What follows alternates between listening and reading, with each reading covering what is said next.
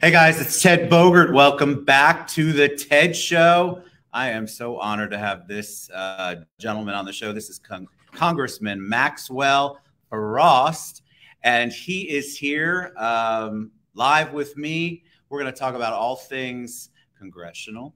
We're going to learn about Congressman Frost. We're going to talk about issues. I've got some questions for him, learn his background, and I just want you all to get to know him. He's the first Gen Z, which is all over the news, first Gen Z congressman, elected congressman in our country. And it's just such an honor to have you. Thank you. Thanks for having me on. I'm really excited. I read your bio. I think what you're doing, and we'll get more into that, is just so forward thinking. And there are so many people who are hungry to hear to hear what you have to say, and for you to be a voice for a lot of people who do not feel like there's a loud enough voice for them in all the issues. But before we get to that, I told you before we went live that the audience loves a little origin story. So I wanted to take a few things from your bio and talk about that. You were raised by a mom who was a special needs teacher. And having worked in the education field and understanding that it takes a very special person to do that. Tell me what that was like and how that impacted you. Yeah, so my mother, she actually still works as a special needs teacher. She retires this year. This is her last year, 37 years doing special needs education in public school, which is a lot. It's a lot. It takes a special person, and that's what my mother is. You know, she's the nicest person in the world. I'm a little biased, but you know what I got a lot from that is this. Like, let me tell you about my mother. She came here from Cuba in the late 1960s. No English, no money. She had to go to middle school and high school, learn English while she was actually doing classes that were taught in English. From there, she went to college, got her degree, and wanted to become a teacher. I think in part because of what she had to go through as someone who's learning a language and learning in that language simultaneously. I don't think I could do that. I mean, it's incredible. And I think, you know, the teachers along the way that helped my mother, you know, be the person she is today, I think that really stuck to her heart and created this person who is just so service oriented. You know, in my parents' house, there's never an open room. They always have someone in there. You know, my mom's always figuring out how to help people. My mom's always assuming best intentions in people, and she just has that heart of service. And I grew up going to her class. You know, after school, getting to meet her students, and I think really at an early age is part of what ingrained this spirit of an organizer and thinking about the most vulnerable people in our communities, the people who have been forgotten about, and our special needs children in school a lot of times are those folks. People don't realize how, you know, when we talk about backlogs in government, how that really impacts people with special needs and people with disabilities. When we talk about the fact that we live in a country where you can pay someone with special needs or disabilities less than minimum wage. And so there's just so much that needs to happen for justice for those folks, but that all stems from being in 4th grade and going to my mom's special needs class, getting to meet the amazing students, and from a young age being exposed to people who are different than you, and people who have different needs than you, I think is part of the reason I'm here today. So it's had a huge impact, and obviously is part of the reason why I have so much respect, admiration, and fight really hard for public education. You obviously have a servant's heart. That's when you read anything about you or your bio, giving back, trying to take care of the marginalized communities, being a voice for people who do not have a voice or feel like they don't have a voice. You can tell that you are passionate about that. So when I read that, I thought, I bet you that's where some of that passion and fire comes from. I want to dive into issues and start talking about things. You survived a gun violence attack or survived a gun violence incident. Can you talk about that? And then let's talk about gun prevention, gun violence, anything that we can do, because that's a hot topic right now. And I feel like there are a lot of voices out there that are unreasonable. So let's hear your experience and what it is that you want to try to accomplish. You know, for so long, I did not consider myself a survivor of gun violence. I actually had been involved in this work for a decade. Since I was 15 years old, I got involved for one reason. I didn't want to get shot in school. And I went to the Afro-Latino County School for the Arts over by Gatorland for 7 years. Before every jazz band concert, my best friends and I would go to this restaurant at the Loop in Kissimmee, load up on a ton of junk food. I remember we were there eating one day, and there was a silence that fell across the entire restaurant. Kind of looked around, wondering what's going on. We'll look up at the television screens, and we saw somebody walked into an elementary school in Newtown, Connecticut, and murdered 20 children and 6 teachers. It had a huge impact on me. I couldn't stop thinking about it. And I ended up going to Washington, D.C. for the memorial that was going on. I was 15 years old. I just felt like something in my heart, I needed to be there. And it was there that I met the families and the families of the victims and the survivors of the shooting. And I spent a few days with them, lobbying, doing service projects. And it was the day of the vigil, the last day. All the kids from Sandy Hook were sitting around this pool, hotel pool. We were all kind of had our feet wading in the water. And across from me was a guy named Matthew Soto. His sister Vicky was a teacher at Sandy Hook. And when she heard the gunshots, she hid the kids in cabinets. And she was killed. And seeing Matthew, at the time he was 16, seeing a 16-year-old with the demeanor of a 60-year-old crying over his sister who was murdered for going to school that morning changed my whole life. I didn't grow up in a community where gun violence was a normal thing. And so really, it was that kind of an emotional whiplash that in that time of being uncomfortable in that space actually gave me a conviction that changed my life forever. That's why sometimes being uncomfortable is actually some of the best things you can do in your life. Absolutely. How else is there change? You have to get uncomfortable. You have to address the things that nobody wants to talk about. People are talking about gun violence, and it feels like we are 1,000% completely divided. Yeah. I don't know why that is, but talk about that. Well, the interesting thing. So, and then I got involved in the work 3 years later. I'm here in downtown Orlando, Halloween, the roads become open. And I was at the wrong place at the wrong time. There was 2 dudes right behind me who were in an argument over some girl. One of them had a gun, pulled it out and started firing. And we all, like literally hundreds of us on Orange, start running. And I remember my friend froze on the floor. We had to pick her up. And we got in the car and we're just kind of silent. And then we went to the next party. And then it wasn't until like 2 years later that I was in a roundtable with survivors. And, usually you think of survivor gun violence, you think of someone from a mass shooting, someone who's been shot, which, the word survivor, in fact, with a lot of people watching who you might be a survivor of gun violence and you don't realize it, or a lot of people who are. And to survive an instance of gun violence means to still be alive where you were in the vicinity of gun violence that could have taken your life. And so there are communities here in Orlando that are surviving gun violence on a daily basis. But I remember being in that roundtable and it came to a kid who was like, I've survived 3 instances of gun violence, all at parties where people got in an argument. And then I was like, wow, that's literally happened to me at Halloween. I never considered myself someone who survived gun violence. But that is something that is an identity that many Americans hold who don't think they hold it. And it's important to realize that the degrees of separation between you and someone who's been killed or you in the instance of gun violence is usually 1 or none. And so it's important to keep that in mind.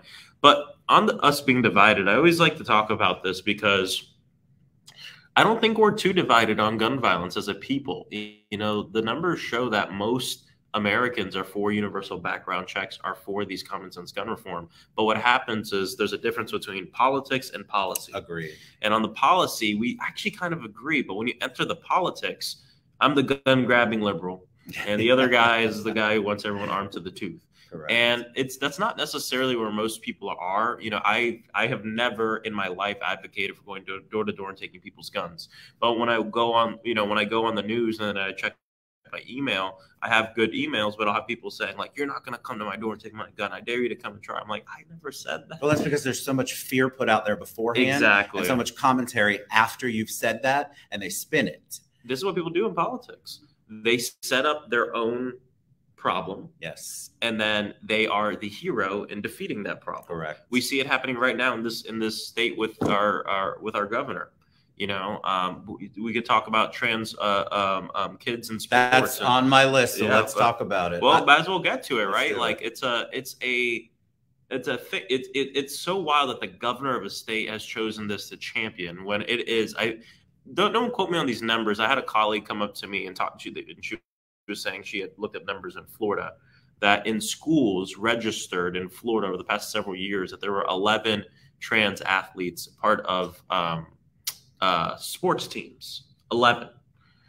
And we have the governor up here talking like this is like, you know, like it's a day-to-day challenge. It's a day-to-day challenge for every kid, and every kid's thinking about it when it's just not true. So he's creating an issue that doesn't exist so he can be the hero of that issue for his, you know, because he's running for president. He's more interested in running for president than running the state. And the people who suffer from that are the actual trans kids and kids, which is just, you know, evil. It feels, the attack feels so isolated, and it just feels like it's a distraction, a deflection from what's really going on. And I think I feel like when people are so against trans, first of all, they don't even know what that means, but they've been told that it's evil and it's going to impact your kids. Yeah. And I feel like because of all that fear mongering, it's very easy to create this sense of panic and, oh my God, I don't want my kid playing with a trans kid. And or a bathroom or what, you know, like, and what it is too, is he's capitalizing off of fear and he's capitalizing off of apathy, because what happens is you have a lot of folks at home in this state right now who sit and they see what's going on in the news with trans sports and bathrooms and this and that, and they don't feel that it impacts them. Right. So they might not have an opinion either way, but, you know, I don't have a trans kid. I don't know a trans person. I don't have a friend you know, I don't have even an LGBTQ plus friend. And so they just kind of move on with their life and they kind of dismiss it. And that's the problem. And that's why as organizers, and one of my jobs as an elected, but also as an organizer in all of our job, is to help educate people and tell the story of policy. As an organizer, I think our greatest asset, our greatest tool is our story. Agreed. That is it right there. And so the next step is telling the story of policy, which can be hard. Policy is like wonky, and, you know, no one wants to hear about that, you know, but it's our job to tell the story of how does this impact our day-to-day life.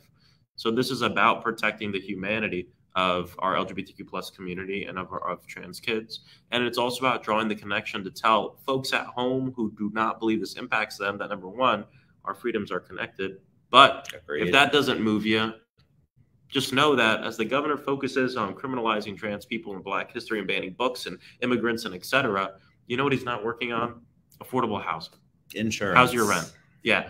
Insurance, wages, gun violence, all these things that we all care about. Right. And so that's really what it takes. It's going to take us connecting that story and putting it all together and talking to Floridians about it. And that's why we need our electeds to be vocal about it, and not just electeds, everybody.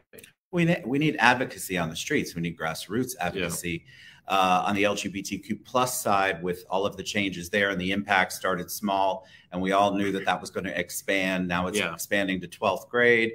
And I feel like the advocacy on the ground is not loud enough. I feel like and I'm talking about the people, not the people who are elected, but the people who are advocacy groups. There's a lot of apathy, or a lot of, well, it'll never get as bad as it was. And my comment to them is, well, we've allowed them to take this.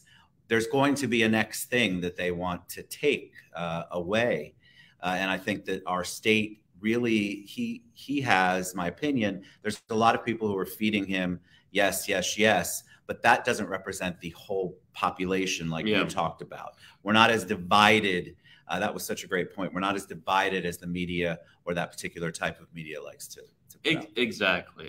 Exactly. And it's so true. You look at every number, and that's why there's just politics. You know, I've been politics, right? It's all tricks, politics. It's a lot. You know, a lot of times it's just muddying up what we really agree on. Yes. And not to say it's all kumbaya and everyone agrees on everything. No, that's not the point. The point is that I think there's a lot more room here for us to pass real legislation that's actually going to impact people in a positive way. But when politics come to play and the want for power and all this, and that's why we see this governor pushing. This is the worst Florida legislative session I've ever seen. And for many people who've been doing this a lot longer than me, they agree. And it's all based, every single part of it's based on the fact that this guy's running for president. That's the whole reason this is the worst legislative session. It just feels like there's so much hate in everything that's done. That's the part that just, it frustrates me as a much older voter. And I want to talk about voting in a minute. I just feel like there's so much hate, and so the divisiveness seems louder and bigger than it is because the media picks up on that and spreads it. Yeah. And then the people who are apathetic, like we talked about, or just don't feel like their voice matters. Your voice matters. Your voice matters. And I want to encourage people. So let's talk about voting, because that is a way to make an impact. You were arrested at a rally, a voting rally. Yeah. Let's talk about that incident, and then let's talk about what's going on in our state or even nationally on voting prohibition. Yeah, well, you know that your party is wrong when your plan to get more, or your plan to win is to limit who can vote, right? Like, you're doing something wrong when your policies are that bad. And so that's what we're seeing going on with the Republican Party leadership, is they are actively wanting to suppress the vote. Now they're talking about, they want to make it harder for people to vote on college campuses. They want to make it harder for young people to vote. And this isn't, oh, they're being cryptic and I've figured it out. No, they're saying young people shouldn't be voting at these numbers. They don't know. There's been Republican leaders who have proposed moving the voting age to 21 versus 18. And so they understand that time is not on their side. And I'll say there's some great groups out there. We have great advocacy groups here in Central Florida and in Florida, like Florida Rising or Equality Florida or Equal Ground, that are doing good work at elevating the consciousness of our community and bringing people together. But voting is so important. And I think it's really going to take us doing year-round organizing work to keep people involved. But what I was just saying is, the Republican Party understands. They're just wising up to this. Time is not on their side. We saw that in this past election. For people who don't know, young voters, which let's categorize it as younger millennials and Gen Z, voted for Democrats. 70% of them voted for Democrats. 70%. That's a wild number. And here's the thing, because you got to look at trends. Most generations typically get a little bit more conservative as they get older. Not everybody, but the voting trends. Yes. And so we're not seeing that. And when you look at millennials, which, I think the oldest millennials around 41 or 42 or 40, they're not becoming more conservative. They're actually kind of sticking where they're at. And if we're able to extrapolate that to kind of that entire generation, and then also Gen Z, which is the most progressive generation in our country's history, time is not on the GOP side. And what I always tell people is this, we hear people complain about the youth vote. We do need to get the youth vote up. Young people are voting at rates that we've never seen in this country's history before, and we should applaud that and work at making it even bigger.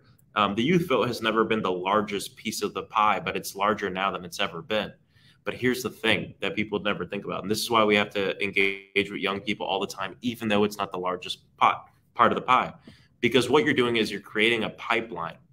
And these young people voting now, in 10 years, that generation will be the bigger part of the pie. Agreed. And if that bigger part of the pie is voting 70% for Democrats, or even 65% for Democrats, we change this country. And that's why engaging with young voters is important. We tend to be very we want to see dividends now. Correct. And we are seeing good dividends now. But think about it. When we engage with this young generation now, not only are we trying to get voters for this election, but we're going to see the fruits of that work in a decade, in 2 decades, when those same voters, those same generations are no longer the youth vote, but maybe are, comprised of between 30 and 60-year-olds that make up a huge amount of the voting block here. And that's why the GOP is holding on to their power. It's like when you're holding on to something and you grasp it right before you let go of it. Yes. They realize that the voting trends generally are not going their way. And that's why we're seeing more aggressive gerrymandering than we've seen in a while, the voting rights attacks, and the attacks on education. It's all connected. Why are they going for education? Because this is the most progressive generation in the history of our country, and they want to change that. But what they don't understand is with these things, young people are learning a lot in school, but most of what they're learning with the whole, the totality of their humanity is actually outside of school. Absolutely. And so they're not going to be able to change that. In fact, they're just pissing them off and making them even more Democratic. Well, that's what it feels like. And so my GOP friends that will be watching this, nobody's saying all GOP is evil, and nobody's saying all Democrats are perfect. But what we're seeing is a lot of incredibly vocal, to the very extreme, and we talked about this before we went live, there's this extremist part that's come out that has become mainstream, or at least appears to be mainstream. But that doesn't necessarily mean that just because you're a GOP, we're saying you're evil, or just because you're a Democrat, we're saying you're perfect. You're pure. No, we just want you to think about where this is. And if it doesn't represent you in your party, you need to be vocal about it and not just be apathetic. I want to ask about the word woke, because I know we need to wrap it up in a minute. Why is there so much fear mongering around that word woke? I'm not 100% sure what it means. You know, I woke up this morning and but no, you know, this is back to kind of was talking, and I want to address that really quick for anyone watching who's Republican or is a conservative. This isn't about the ideology as it is about the politics of the party right now.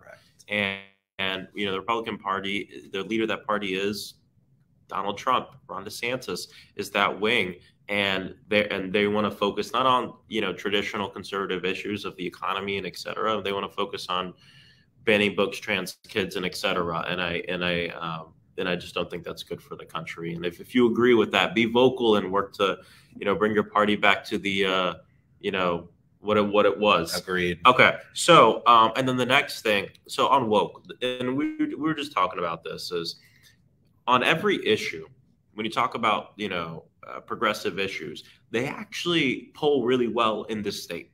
In fact, the greatest poll, which is the voting, you know, we see that the last 3 ballot initiatives, medical marijuana, voting rights of people with previous felonies, and a $15 minimum wage, all passed with over 60% of the vote in this state within the last 6 years. Just a month ago, polling came out that showed over 70% of Floridians do not like this new permitless carry law that was just passed. 70% of Floridians want adult use marijuana. The majority of Floridians are for, you know, progressive measures like rent stabilization and codifying Roe versus Wade and abortion, et cetera. So you have to ask yourself this question: if those same people in this state are for those progressive policies, why did they vote for DeSantis to the tune of over 20 points? And the reason is because, again, it's this difference between policy and politics.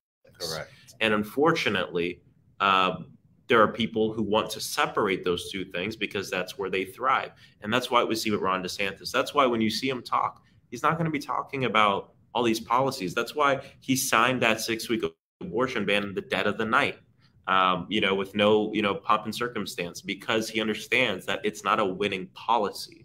And so he needs to make it about the politics. And to make it about the politics, you need to condense your entire agenda into a word or a phrase. So that way it's more cryptic and only your people really understand it, and not the majority of people understand it. That's where woke comes from. That's where Make America Great comes from. I mean, just think about that. I say Make America Great, and you think of an entire policy prescription. That's true. You think of a vibe, you think of a feeling, you think of a hat, you think of a this, you think of a that.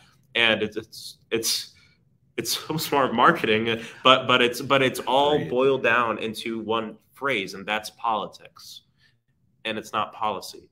And that's what we see going on. That's why he's using this word woke. That's why he's talking about culture wars. That's why he's talking about all this, because if he sat down and talked about these bills, I mean, he wouldn't win an election again. And so that's what we see going on. That's a great perspective. All right, last question, because I know we're running out of time.